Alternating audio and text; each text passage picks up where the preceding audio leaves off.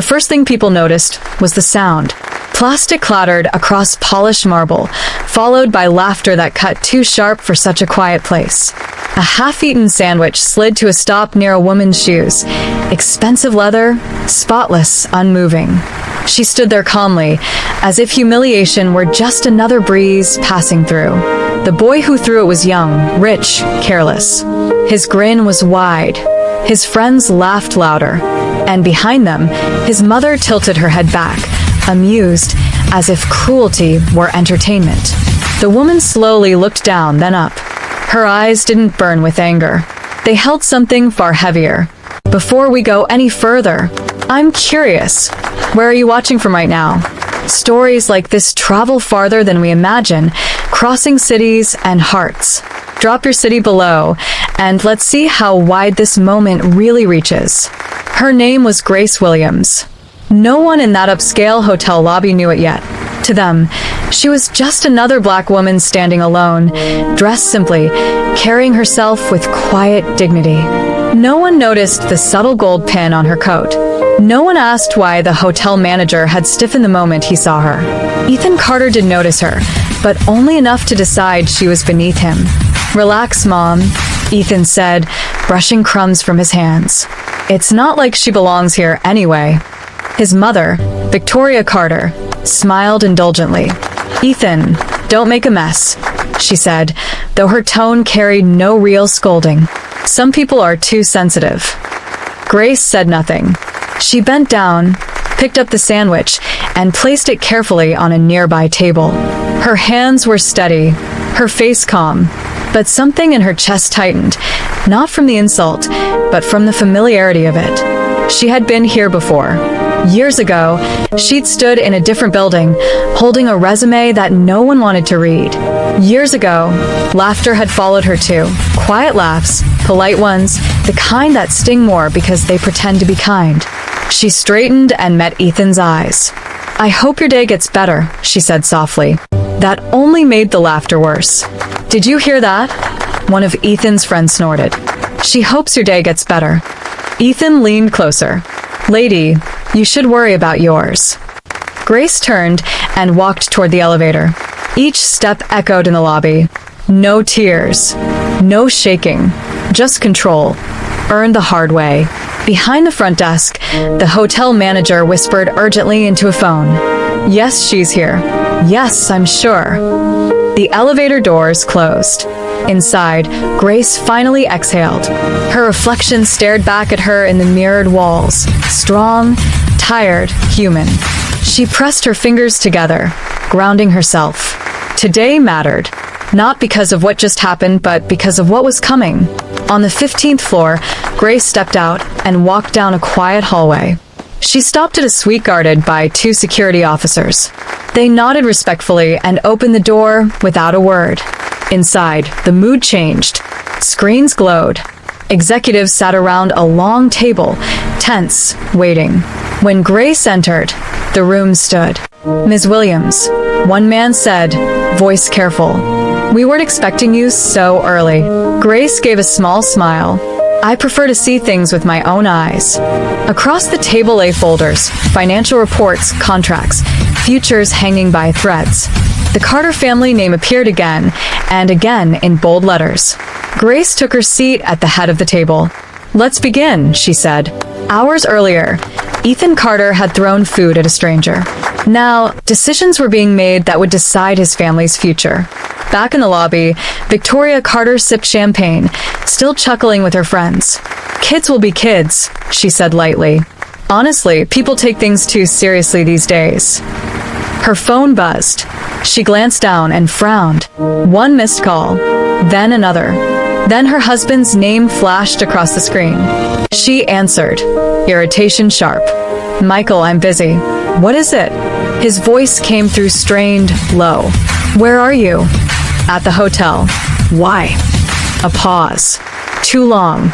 "Victoria," he said carefully, "we have a problem." Her smile faded. "What kind of problem?" "The kind," he replied, "where you need to come upstairs. Now." She hesitated, then stood, suddenly aware of the way the room felt colder. Ethan groaned. Ugh, what now? Victoria snapped her fingers. Come on. They stepped into the elevator. As the doors closed, Victoria felt something unfamiliar crawl up her spine. Fear. Neither of them noticed the small gold pin on Grace's coat in the security footage replaying upstairs. And they had no idea that the woman they mocked was about to become the one person they would soon kneel before, just as the truth began to surface and the air in the room grew unbearably still. Right before the doors to the suite opened, and everything they thought they controlled started to slip from their hands. The elevator ride to the 15th floor felt longer than it should have. Victoria Carter stood rigid, one manicured hand gripping her clutch too tightly. Ethan leaned against the mirrored wall, scrolling on his phone, unaware, or pretending to be, that something had shifted. The soft instrumental music hummed overhead, painfully calm. Dad's overreacting, Ethan muttered. Probably another boring meeting. Victoria didn't answer. Michael Carter never used that tone unless something was truly wrong. The doors slid open. 2 security guards stood waiting. Victoria blinked. Is there some mistake? Mr. Carter asked that you come straight in. One of them said politely, stepping aside. The hallway beyond was hushed, carpet swallowing their footsteps. At the end stood a set of dark wooden doors, normally reserved for board-level meetings. Victoria's heart thudded harder with every step. Inside, the room was full. Executives, lawyers, advisors, faces she recognized and some she didn't. And at the head of the long table sat Michael Carter, his shoulders tense, his face drained of color. Opposite him sat Grace, calm, composed, unmoved. For a split second, Victoria didn't recognize her. Then she did. Her breath caught. Ethan followed her gaze and froze. That's, he whispered, that's her. Grace lifted her eyes, meeting theirs without surprise. No anger, no satisfaction, just quiet awareness. Michael stood abruptly. Victoria. Ethan. Sit down. Victoria remained standing. Michael, she said, forcing a laugh. Why is she here? The room went silent. Grace folded her hands gently on the table. I'm here because this meeting concerns me, she said. Her voice was steady, warm, even. And because I own 51% of Carter Holdings as of this morning. The words landed like a blow. Victoria's knees weakened. Ethan stared, mouth slightly open. That's not possible, Victoria said. We would have known. You were informed, Grace replied softly. Your legal team received the notice at 9:12 a.m. Michael closed his eyes briefly. It's true. Ethan laughed, sharp and hollow. This is some kind of joke. Grace turned to him then. Really looked at him. Not with judgment, but with sadness. Do you remember me now? She asked. Ethan swallowed. His face burned. Earlier today, Grace continued, you threw food at me. Your friends laughed. Your mother laughed. She paused. I didn't. Victoria found her voice. Look, if this is about that, kids mess around. You can't seriously. Grace raised one hand gently, not in anger, but to stop the noise. This meeting isn't about revenge, she said. It's about responsibility. She slid a folder across the table toward Michael. Carter Holdings has been bleeding money for years. Poor decisions, arrogant expansions, ignored warnings. Her eyes flicked briefly to Victoria. I bought the shares because I believe the company can survive, but only if it changes. Michael nodded slowly. She's right. Victoria shook her head. You can't just take everything we built. Grace leaned forward slightly. I built something too, she said. From nothing. Silence again. Grace stood. I'll give you a moment as a family. Then we'll discuss the future. She walked toward the door. As she passed Ethan, he spoke without thinking. Why didn't you say anything earlier? In the lobby? Grace stopped. She turned back, her eyes gentle but piercing. Because kindness doesn't need credentials. Then she left. The door closed softly behind her. If you were standing there, watching all of this unfold, what would you have done in that lobby? Be honest. Would you have spoken up, laughed along, or stayed silent? Comment your answer below. And if moments like this stir something in you, hit like to show that compassion still has a place here. Minutes passed in stunned quiet. Victoria finally sank into a chair. "Michael," she whispered, "fix this." Michael rubbed his temples. "I can't. She's in control now." Ethan's bravado was gone. His voice trembled. "Dad, I didn't know." Michael looked at his son, really looked at him, and something cracked. "That's the problem," he said quietly. "You never try to know." Later that evening, Grace stood alone by the window of her suite. The city stretched beneath her, lights blinking like distant stars. She loosened her scarf and let herself breathe. A knock came at the door. She didn't turn. "Come in." The door opened hesitantly. Michael Carter stepped inside. No suit jacket, no power stance, just a tired man. "I owe you an apology," he said. Grace nodded. "You do. For what happened today," he continued, "and for everything before that. The way this world treats people like you, I benefited from it. I won't pretend otherwise." Grace finally turned, acknowledging that is a start. Michael swallowed. "Victoria and Ethan, they're struggling." "I imagine they are." "She wants to speak to you." Grace was silent for a moment. "Then, tomorrow." Michael nodded, relief flickering across his face. "Thank you." After he left, Grace sat on the edge of the bed, exhaustion washing over her. She thought of her younger self, hungry, invisible, determined. She thought of all the moments she'd swallowed pain just to survive. And she wondered whether survival was enough, or if healing required something more.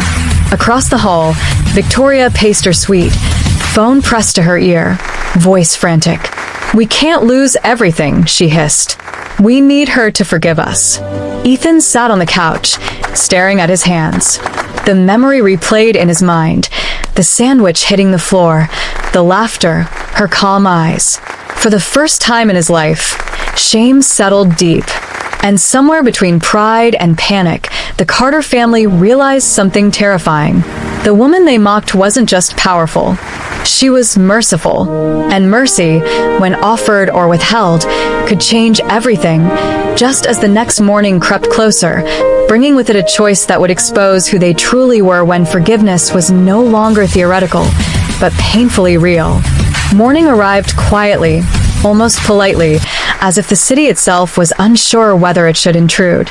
Grace stood in front of the bathroom mirror, smoothing the cuffs of her blouse. She looked composed, but her eyes told a fuller story, one shaped by years of restraint.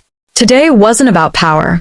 It was about facing something she had avoided for a long time. A knock came at the door, soft this time. "Ms. Williams," a voice said gently. "They're ready." Grace nodded to herself. "So am I." Down the hall, in the same boardroom as before, the Carter family waited. Michael sat upright, hands folded, trying to project steadiness. Victoria sat beside him, posture stiff, elegance strained. Ethan stood near the window, staring out at the city, as if distance could erase memory. When Grace entered, they all stood. "You don't have to do that," Grace said calmly. They remained standing anyway. Grace took her seat. "Let's talk." Victoria spoke first, words tumbling over one another. "What happened yesterday, it was inappropriate. I was wrong to laugh. Ethan was wrong to act that way. We're sorry." Ethan turned, face flushed. "I am," he added quickly. "I didn't think. I didn't know who you were." Grace's gaze sharpened, though her voice stayed soft. "Would it have mattered?" Ethan faltered. Yes. No. I don't know." "That," Grace said gently, "is the truth." She leaned back, eyes drifting briefly toward the window. Her voice lowered. "I want you to understand something. Yesterday wasn't unique for me. It was familiar." Michael nodded slowly. "You've dealt with this before." Grace smiled faintly. "Most of my life." She began to speak, not loudly, but with a weight that pulled everyone closer. "I grew up in a one-bedroom apartment above a laundromat. My mother worked double shifts. I learned early how to make myself small so others could be comfortable." She paused. I was overlooked in classrooms, passed over in interviews. I learned that excellence was the only armor that lasted. Ethan listened, throat tight. Every time someone laughed, Grace continued, I told myself it didn't matter. That one day, it wouldn't hurt. She exhaled. But it always does. You just learn to carry it quietly. Have you ever had someone help you when no one else would? Write yes and share their name. Sometimes gratitude deserves to be spoken, even years later.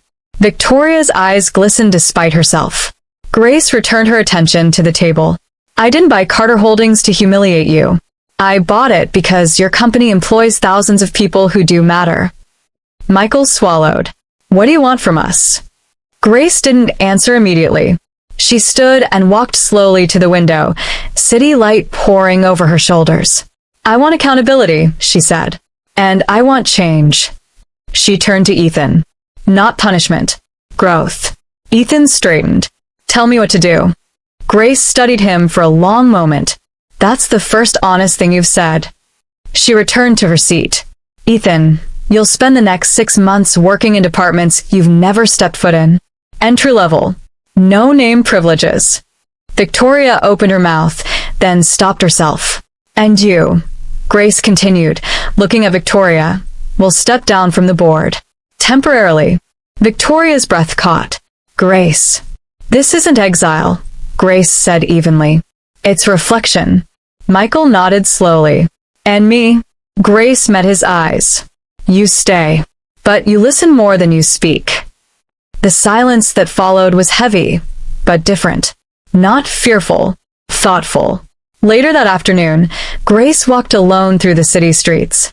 She passed a small cafe and paused, drawn by the sound of laughter inside. Something about it felt grounding. She ordered tea and sat by the window. A young woman behind the counter smiled nervously. You look familiar. Grace chuckled softly. I get that sometimes. As Grace sipped her tea, memories surfaced uninvited. The first rejection letter. The mentor who believed in her when no one else did. The night she slept in her car, staring at the ceiling, promising herself she'd make it, or break trying. She remembered the day she signed her first major contract. No champagne. No applause. Just a quiet moment in a bathroom stall where she cried, not from joy, but from release. Back at the hotel, Ethan struggled through his first real assignment, organizing supply inventory in a warehouse owned by the company. Sweat clung to his shirt. His hands ached. A middle-aged worker glanced at him. First day? Ethan nodded. Yeah. The man smirked.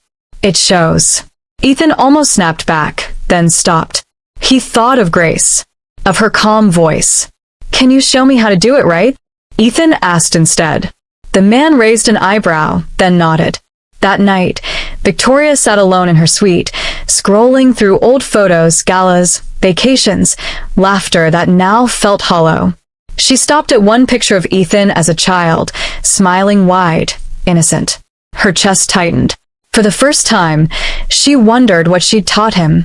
Not through words, but through laughter at the wrong moment. Meanwhile, Grace returned to her room and opened her laptop. Messages flooded her inbox, supporters, critics, media inquiries. She closed it. Instead, she stood by the window again, city breathing below her. Forgiveness wasn't a single act. It was a process. And tomorrow, she would have to decide just how far she was willing to go as the consequences of mercy began to ripple outward, touching lives she hadn't expected and setting the stage for a choice that would test whether redemption was truly possible when pride had once been so effortless. The warehouse smelled like dust and metal. Old boxes, machine oil, sweat earned the hard way. Ethan wiped his forehead with the back of his arm and stared at the clipboard in his hands. The numbers blurred together. Nothing about this place felt familiar. No marble floors. No laughter that followed him like a shield. Just work and people who didn't care who his parents were. Stack those by color code. The supervisor called out without looking at him. And don't rush. Rushing makes mistakes. Ethan nodded and got to it. His arms ached by noon. His fingers burned from cardboard edges. And for the first time, his phone stayed silent in his pocket, not because of rules, but because no one was texting him anymore. During break, he sat on an overturned crate beside a woman named Ava. She was older than him, maybe late 30s, her hands rough, her eyes tired but sharp. "You're the boss's kid, right?" she asked plainly. Ethan hesitated. "I guess." Ava took a sip of water. "Doesn't help much here." "No," he admitted quietly. "It doesn't." She studied him for a moment, then shrugged. "Good. "Means you might learn something." That night, Ethan went home sore in ways he'd never been before. He lay in bed staring at the ceiling, replaying the lobby scene again. But now, something new crept in. What if that woman hadn't been Grace? What if she'd been someone without power, without protection? The thought made his stomach turn. Across the city, Grace sat in a dimly lit community center, folding chairs after a late meeting. No cameras, no boardrooms, just a dozen local leaders discussing scholarship programs and food drives. "You don't have to stay," one woman said kindly. "We've got it." Grace smiled. "I know. I want to." As she stacked chairs, her phone buzzed. A message from Michael. "Ethan stayed late today. Didn't complain. Just thought you should know." Grace paused, then typed back a simple reply. "Thank you." She slipped her phone away and finished folding chairs. Later, as she drove home, rain streaked across the windshield, blurring streetlights into soft halos. Grace welcomed the quiet.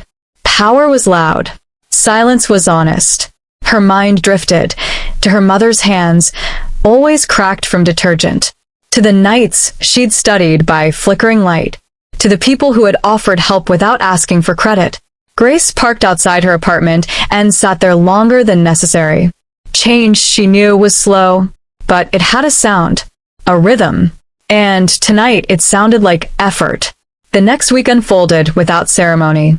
Ethan learned to listen more than speak, to apologize without excuses, to notice things like how tired people looked after double shifts, or how jokes could land like punches if thrown carelessly.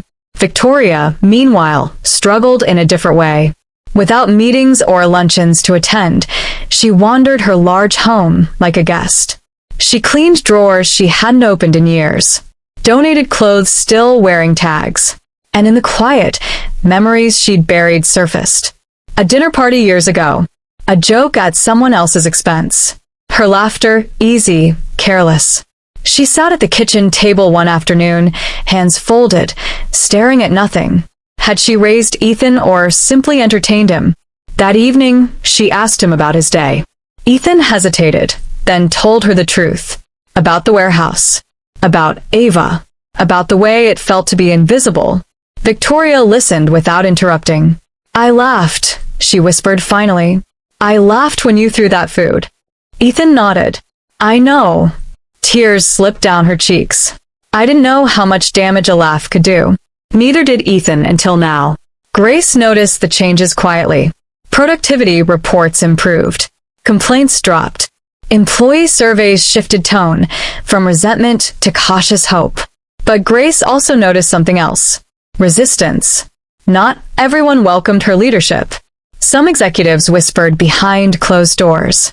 Investors questioned her emotional decisions. A columnist wrote that she was too personal for corporate leadership. Grace read the article once, then closed it. She had been called worse.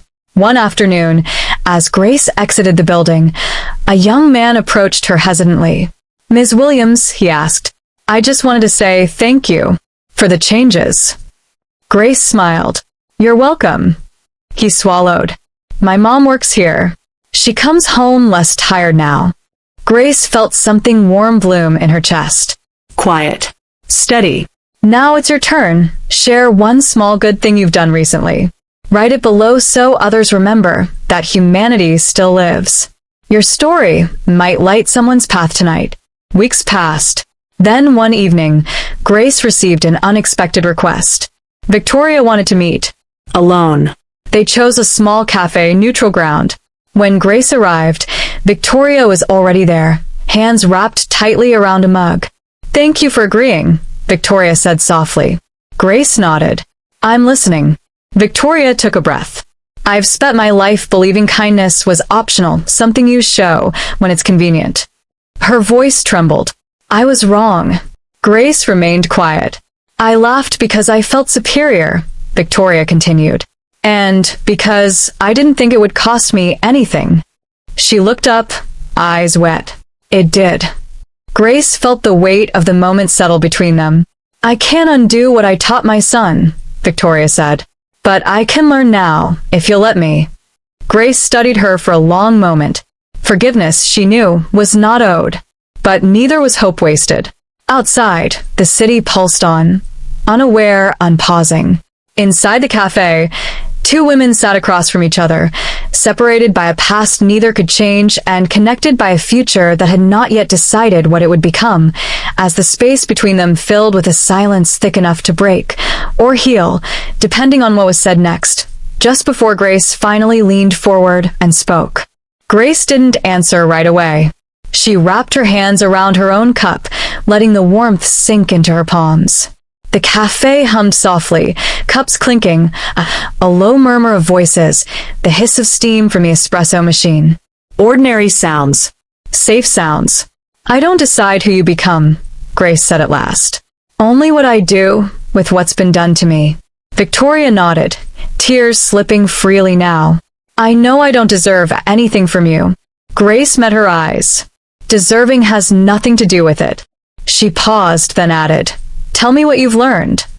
Victoria inhaled shakily. That power made me lazy. That laughter can wound deeper than words. And that my silence, my comfort, came at someone else's expense. She swallowed. I saw Ethan come home exhausted last week. Quiet. And instead of fixing it for him, I just listened. Grace leaned back slightly. Listening. That mattered. Why now? Grace asked. Victoria didn't flinch. Because for the first time, I saw myself clearly. And I didn't like who I was. The honesty hung between them. Grace thought of her mother again. How she'd once said, people don't change because they're punished. They change because they're seen. I won't make promises, Grace said. But I will say this. Change doesn't start with forgiveness. It starts with consistency. Victoria nodded. I understand. They sat in silence for a moment longer. Then Grace stood. I hope you keep listening, she said. Victoria rose too, tentative. Thank you for hearing me. Grace gave a small nod and turned toward the door. Outside, the late afternoon light spilled across the sidewalk. Grace breathed it in. Some conversations left scars. Others left space. This one had done both. 2 days later, the headline hit. CEO Grace Williams restructures Carter Holdings. Accountability over ego. The article detailed changes, training programs, diversity audits, employee councils. It praised her decisiveness and questioned her heart. She's running a company, not a charity. One analyst scoffed on television. Grace watched the clip once, then muted it. In the warehouse, Ethan heard the comments during lunch. A few workers glanced at him, unsure. Your boss is getting heat, Ava said, unwrapping her sandwich. Ethan nodded. She knew that would happen. Ava studied him. You sound different. Ethan thought for a moment. I think I am. That afternoon, a delivery error threatened to shut down a production line. Normally, Ethan would have passed the problem upward. Instead, he stayed late, called suppliers himself, and worked alongside the crew until it was fixed. When Ava clapped him on the shoulder, it felt earned. That evening, Grace sat alone in her office long after the lights on the floor had dimmed. A single lamp cast a soft circle on her desk. She opened an old notebook, the one she kept tucked away, pages filled with thoughts she never shared. Forgiveness isn't forgetting, she wrote slowly. It's choosing what you carry forward. Her phone buzzed. A message from Michael. Ethan asked if he could apologize to the staff. Publicly. No script. Grace stared at the screen. She typed back. Let him. The next morning, employees gathered in the main hall. Curious. Guarded. Ethan stood at the front, hands clasped so tightly his knuckles whitened. He didn't look like the boy from the lobby.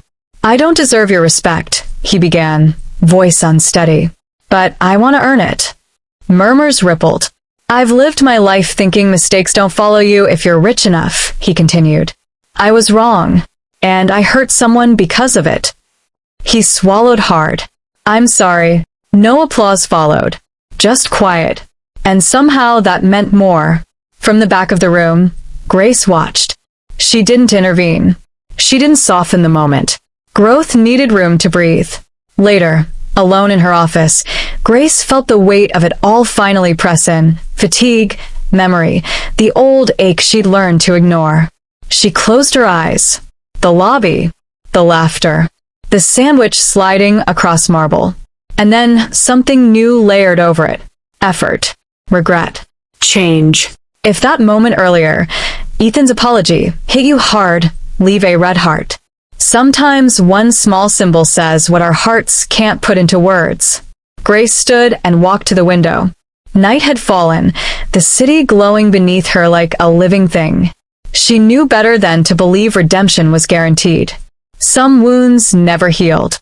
Some apologies came too late. But tonight, something felt different. Not lighter. Tua. Her phone buzzed again, this time a message from Victoria. I started volunteering at the community center. Folding chairs. I thought you should know. Grace smiled faintly. She turned off the lamp and gathered her coat.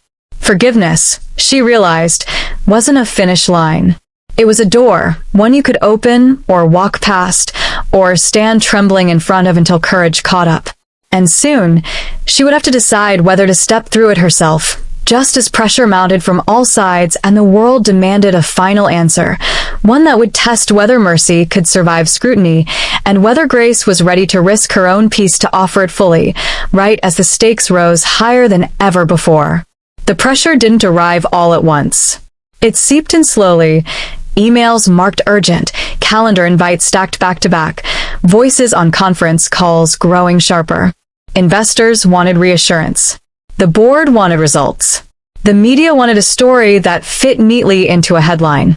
Grace sat at the long table, listening more than she spoke. She's overcorrecting, one voice said through the speaker. This isn't social work. Grace's fingers tightened around her pen. After the call ended, she remained seated, staring at the blank screen. Outside the glass walls, the city moved on, unaware of the quiet tug-of-war happening behind closed doors. Michael knocked lightly and stepped in. They're nervous, he said. Change scares people who've benefited from the old way. Grace nodded. I know. They're asking if you'll reverse some decisions, especially Ethan's role. Grace finally looked up. And what do you think? Michael hesitated. I think my son is becoming someone I recognize. Maybe for the first time. Grace leaned back, exhaling slowly. Growth doesn't show up in quarterly reports. No, Michael agreed. But it shows up in people. That evening, Grace left the office later than usual. The lobby was nearly empty now, quiet, echoing. She paused near the same spot where the sandwich had slid across the floor weeks ago. The memories surfaced uninvited. She closed her eyes briefly. Ms. Williams. She turned. A janitor stood nearby, cart beside him. Older. Kind eyes. I just wanted to say, he said, voice gentle. Thank you. My hours got restored. Grace smiled. I'm glad. He nodded, then added softly, some of us don't get seen often. You see us. When he walked away, Grace felt her chest tighten, not from pain, but from the weight of responsibility. At home that night, Grace couldn't sleep. She sat on her couch, lights off, city glow spilling in through the window. Her phone rested on the table, screen dark. No messages. No demands. Just space. She thought of forgiveness, not as an abstract idea, but as a choice that kept returning, knocking louder each time. Forgiving didn't mean forgetting. It didn't erase the laughter or the sting. It meant deciding whether she would let that moment define the ending.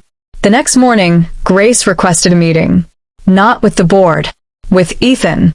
He arrived nervous, clothes still faintly smelling of the warehouse. He stood until she gestured for him to sit. I won't keep you long, Grace said.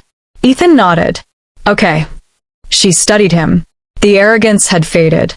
In its place, uncertainty. Humility. Why did you apologize? She asked. Ethan swallowed. Because I was wrong. And because I didn't see you as a person that day. Grace let the word sit. And now, she asked. I do, he said quietly. And I see others too. I can't undo what I did. But I don't want to be that person again. Grace leaned forward slightly. Change is hard to prove, especially when it costs you something. Ethan met her eyes. It's costing me comfort, but it's worth it. For a moment, Grace saw a younger version of herself in him. Not the privilege, but the fear of becoming someone you can't respect. Ethan, she said softly, forgiveness doesn't come with guarantees. I know, he replied. I'm not asking for it.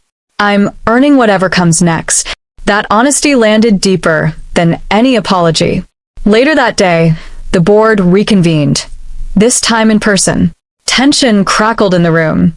We need clarity, one member said bluntly. Are you running a business or making a statement? Grace stood. I'm doing both, she said evenly. Because businesses are made of people, and statements shape culture. Another voice cut in. Your personal involvement is clouding judgment. Grace didn't flinch. My lived experience informs it. Silence followed. She took a breath. You want profit without responsibility. I won't give you that. The room stirred. Some faces hardened. Others softened. Finally, Michael spoke. I stand with her. One by one, a few others nodded. Not all. After the meeting, Grace retreated to her office, heart pounding, not from fear, but from the weight of standing firm. Her phone buzzed. A message from Victoria. Ethan told me about your conversation. Whatever you decide, thank you for seeing him. Grace closed her eyes. Be honest, could you forgive after what they did? Type forgive if you could, or never if it would cut too deep for you. That night, rain fell again, tapping against the windows like a question that wouldn't let go. Grace walked through her apartment, memories brushing past her like ghosts. She stopped at a framed photo on the shelf, her mother, smiling tiredly, arm around a younger Grace. What would you do? Grace whispered. No answer came, only the steady rhythm of rain. The next day would force her hand. A major investor threatened to pull out unless she reversed course, publicly. Apologized for overreach. Restored the old hierarchy. Grace sat at her desk, letter open on her screen. One decision. Protect her position or protect her values. She looked out at the city one last time before closing the file. Somewhere below, people moved through their lives, unaware that a single choice, made quietly in an office above them, could ripple outward in ways no one could predict, especially the woman making it, as she finally stood, heart steady, knowing the next step would define not just the company's future, but her own capacity to let go, right before she walked toward the moment where forgiveness would either be claimed or refused. Grace didn't sleep that night, not because of fear, but because clarity kept her awake. By sunrise, the city outside her window glowed pale gold. She dressed slowly, deliberately, as if each movement carried meaning. When she reached her office, the building was still quiet, echoing with possibility. The investor meeting was scheduled for 10. At 9:45, Grace sent a single email, meeting format adjusted. All staff invited to observe. Michael read it twice before looking up. Are you sure? Grace nodded. Transparency isn't a threat. It's a mirror. By the time the investors arrived, the auditorium was half full, employees from every department sitting shoulder to shoulder. Warehouse workers, assistants, analysts, janitors. Ethan stood near the back, hands clasped, heart pounding. Victoria slipped into a seat beside him, her presence quieter now, humbler. The investors took their places at the front, visibly unsettled by the crowd. Grace walked onto the stage without introduction. She didn't raise her voice. She didn't smile. I was asked to choose between profit and principle, she began. Between comfort and accountability. She paused, letting the room breathe. I won't apologize for demanding dignity, she continued. And I won't reverse changes that protect the people who make this company run. One investor leaned forward. You're risking everything on sentiment. Grace met his gaze. No. I'm building sustainability. She gestured toward the audience. These people aren't expendable. They are the foundation. Murmurs rippled, approval, surprise, something like pride. If that costs me investors, Grace said calmly, so be it. Silence followed. Long, heavy. Then, from the second row, someone stood. It was Ava. I've worked here 12 years, she said, voice steady. This is the first time I felt seen. Another voice joined. Same. Then another. Applause didn't erupt, it grew. Slowly. Relentlessly. The investors exchanged glances. One cleared his throat. We need time to reconsider. Grace nodded. Take it. When the meeting ended, employees lingered, energy buzzing. Some hugged. Some cried quietly. Ethan watched it all, chest tight. He turned to Victoria. This is what leadership looks like. Victoria nodded, eyes wet. I didn't know. Grace stepped down from the stage, exhaustion finally catching up to her. Michael approached, smiling softly. You didn't just hold the line, he said. You moved it. Grace exhaled. Let's hope it holds. That afternoon, the news broke. Major investor withdraws, others stay. Grace Williams' gamble pays off. Messages poured in, supporters, critics, strangers sharing stories of being overlooked, unseen, underestimated. Grace read a few. Then she closed her inbox. Outside the building, employees gathered before heading home. Someone had brought coffee. Someone else passed around donuts. Ethan stood awkwardly at the edge until Ava nudged him. Come on, she said. You earned a break. He hesitated, then joined them. Laughter rose, real, unforced. Grace watched from a distance. For the first time since the lobby, the memory didn't sting as sharply. That evening, Grace returned to the same cafe where she'd met Victoria weeks earlier. This time, she wasn't alone. Victoria arrived first, then Ethan. They stood when Grace approached. You don't have to, Grace said gently. They sat. I heard what you did today, Victoria said. You didn't have to risk so much. Grace shrugged lightly. I did. Ethan swallowed. I don't expect forgiveness, he said. But I wanted you to know, I'm not done changing. Grace studied him. The sincerity wasn't loud. It didn't beg. It simply was. I believe you, she said. Ethan's breath hitched.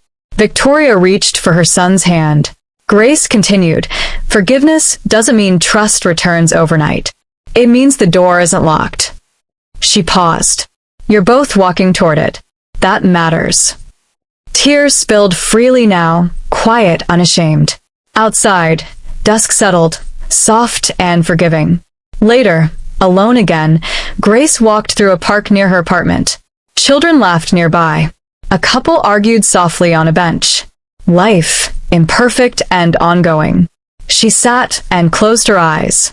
For years, she had carried anger like armor. Necessary. Protective. But armor grows heavy when the battle ends. Grace let her shoulders relax. If you believe love still wins, comment him in. Let's fill this space with hope, because someone reading right now might need to see it. She stood and continued walking, the path ahead lit by small lamps. Tomorrow, she would announce a new initiative, scholarships, mentorships, bridges built where walls once stood. Tomorrow, the work would continue. But tonight was different. Tonight, she allowed herself to feel something she hadn't felt in a long time. Peace. Not because everything was fixed, but because something was finally right. And as she walked forward, footsteps steady, heart open, Grace knew the last step remained. Not in a boardroom or a headline, but in her own quiet decision to release what had hurt her most, just before she would speak the final words that turned pain into purpose and showed the world that forgiveness, when chosen freely, doesn't weaken the soul. It frees it. The announcement went live the next morning. Not with flashing graphics or dramatic music, just a quiet press release and a simple photo of Grace standing in a classroom, sunlight spilling across empty desks. Carter Futures Initiative, full scholarships, paid internships, mentorship for underserved youth. Grace stood at the podium hours later, facing a modest crowd of reporters. No grand speech, just intention. This isn't charity, she said. It's investment into people who were never given the benefit of the doubt. Questions followed. Sharp ones. Is this personal? Grace didn't hesitate. Everything meaningful is. By afternoon, messages poured in from parents, teachers, students. Some thanked her. Some shared stories that mirrored her own, of being overlooked, laughed at, dismissed. Grace read until her eyes burned. Then she stopped. That evening, she returned to the hotel one last time. The same lobby, now quiet and orderly. Polished marble. Soft lighting. She stood in the exact spot where it had happened. No crowd. No laughter. Just memory. She closed her eyes. The sandwich hitting the floor. The sound. The stillness afterward. She breathed in slowly, then let it go. Behind her, footsteps approached. Ms. Williams. Grace turned. Ethan stood a few feet away, hands folded in front of him. No friends. No arrogance. Just nervous resolve. I won't keep you, he said. I just wanted to say thank you. Grace tilted her head slightly. For what? For not crushing us, he said honestly. You could have. Grace studied him. Power is easy to misuse. Mercy takes work. He nodded. I start classes next week. Business ethics. And I applied to volunteer at the community center. A faint smile touched Grace's lips. Good. Ethan hesitated. I know forgiveness doesn't erase what I did, but I'll spend the rest of my life trying to be better than that moment. Grace stepped closer, not to comfort him, but to be clear. That moment doesn't define you, she said. What you do afterward does. Ethan swallowed, eyes shining. I won't forget that. He turned and walked away.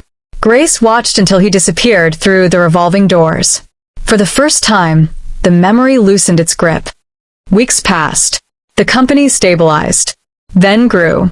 Ethan kept his head down and his hands busy. Victoria became a familiar face at the community center. Quiet, consistent, changed. Michael led differently. Listen more. Grace continued her work. Long days, hard choices, quiet victories. One evening, she visited the community center after hours. The same one where chairs were stacked and stories were shared. A young girl lingered after everyone left, clutching a notebook. Ms. Williams, she asked shyly. They said you helped make the scholarship. Grace smiled. I did. The girl hesitated. People laugh at me at school. They say I don't belong. Grace knelt to her level. Do you believe them? The girl shook her head slowly. No. Good, Grace said gently. Because one day, they'll be telling your story. The girl smiled, wide, hopeful. That night, Grace returned home and opened her old notebook again. She flipped past the pages of pain and wrote one final line. I forgive, not because they deserve it, but because I deserve peace. She closed the book. If this story moved you, don't scroll past quietly. Tap like, not for me, but for the soul who carried this pain and still chose kindness. One click can be your way of saying, I felt you. Grace stood by her window, city lights glowing below like scattered stars. She thought of the woman she'd been in that lobby, still, silent, strong. She thought of the woman she was now. Forgiveness hadn't erased the past.